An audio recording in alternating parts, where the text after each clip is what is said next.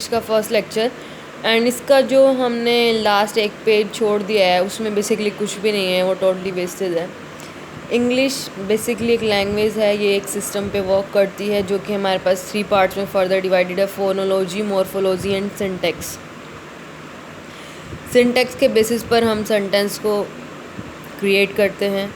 Morph मतलब होता है वर्ड एंड ओलॉजी का मतलब होता है study of.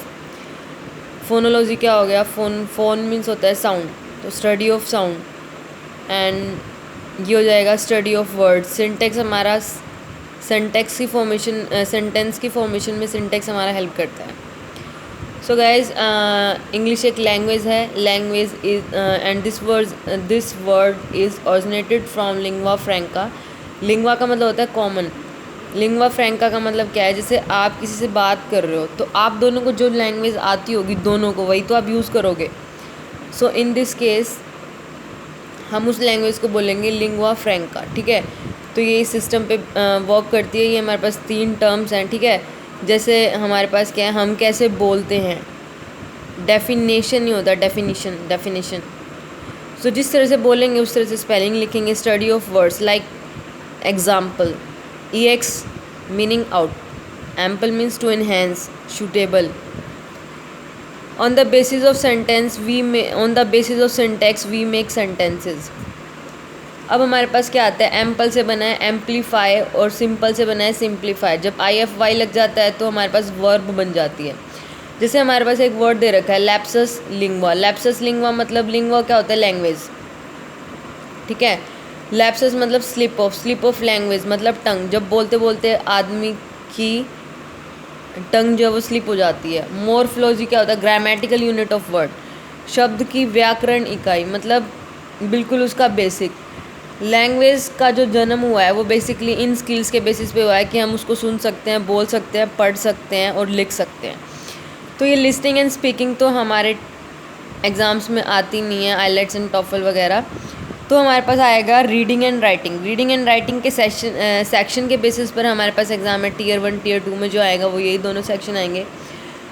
Listening and speaking like ICU, you can write it ICU and ICU, ice cream.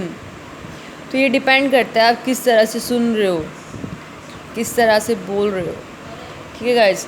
इसके बाद हमारे पास क्या आता है कि लैंग्वेज जो है, किसी भी लैंग्वेज को रिप्रेजेंट करने के लिए हमारे पास एक स्टाइल होता है, सिंबल होता है किसी भी चीज़ को रिप्रेजेंट करने के लिए, इसको बोलते हैं स्क्रिप्ट, दैट इज़ लिपि। लैंग्वेज को रिप्रेजेंट करने के लिए हमारे पास साउंड होती हैं। To represent sound we have 26 letters and इनको हम बोलते हैं alphabet, not alphabets, alphabet, because letters का कलेक्शन अल्फ़ाबेट कहलाता है। To represent any sound we need symbols and ये सिम्बल्स हैं वो जो हम यूज़ करेंगे। वावल्स एंड कॉन्सोनेंट्स, वावल्स होते हैं 5 AEIOU एंड कॉन्सोनेंट्स होते हैं 21। अब जब इन दोनों को हम लोग मिला देते हैं तो हमारे वर्ड फॉर्मेशन होती है when both combine meaningful unit of letters. जो लेटर्स हैं उनकी एक मीनिंगफुल यूनिट होगी जो हमें देगी वर्ड, ठीक है। And on the basis of this unit word is further divided into 8 parts, that is total 8 parts of speech. Noun, pronoun, adjective, verb, adverb, preposition, conjunction, interjection. अगर हमारे पास वोवल के बाद आर है या आर से पहले कोई वॉल है तो उसको आर प्रोनाउंस नहीं करेंगे, उसको अ करेंगे। जैसे डॉक्टर, फादर, का, कार नहीं का। अगर आर के बाद वोवल है तो उस आर को हम बोलेंगे जैसे रिक्वेस्ट। अब ग्रामर नहीं है, ग्रामा, ठीक है। इस आर को बोलेंगे, इस आर को नहीं बोलेंगे। नाउन क्या है, एक नेमिंग वर्ड है। प्रोनाउन क्या है, रिप्लेसेस अ नाउन। एडजेक्टिव क्या है, क्वालिफाइज अ नाउन और प्रोनाउन। वर्ब क्या है, एक्शन डिनोटिंग वर्ड। एडवर्ब क्या है, क्वालिफाइज अ वर्ब। उसके बाद हमारे पास क्या, प्रेपोजिशन, रिलेटिंग वर्ड्स, एक दूसरे के वर्ड से आपस में रिलेशन बताते हैं। कंजंक्शन क्या होती है, कनेक्टिंग वर्ड्स, एंड, और, बट। इंटरजेक्शन क्या होती है, sudden feeling, expressing words like wow, oh, alas. उसके बाद हमारे पास आता है आर्टिकल्स ए एंड द, ये हम बाद में रीड करेंगे। फ्रेज क्या है, group of words with complete without complete meaning, मतलब शब्दों का वो समूह जिसका कोई भी लाइक अपना कंप्लीट मीनिंग नहीं है, क्योंकि उससे हमें पता ही नहीं लग रहा। जैसे Ajit and Sujit, what Ajit and Sujit in my class, क्या है क्लास में, कुछ पता ही नहीं लग रहा। Phrases is further divided into 3 category, noun phrase, adjective phrase and adverb phrase.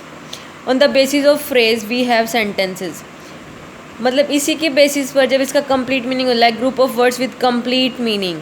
Complete meaning मतलब उसका एक अपना कोई भी अर्थ है, तो उसको हम क्या बोलेंगे, सेंटेंस। लाइक मुझे काट कर आम खिलाओ, मुझे काट कर नहीं, मुझे आम काट कर खिलाओ। तो अरेंजमेंट ऑफ वर्ड्स बहुत मैटर करता है, इसी को हम क्या बोलते हैं, स्ट्रक्चर। इसी के बेसिस पर हम फर्दर सिंटेक्स को डिफाइन करते हैं। Actual syllabus starts from here. Grammar हमारे पास दो तरह से करनी है हमें, एक तो एलिमेंट्री लेवल जिसमें parts of speech, and advance level में टेंस, नरेशन एंड ऑल। तो फर्स्ट क्लास यहीं एंड हो जाती है गाइस। एंड ये था मेरा ओवरऑल 5 और 6 मिनट्स का लेक्चर, लेकिन सर ने ये पूरे ही 1 घंटे में कराया था। Bye bye.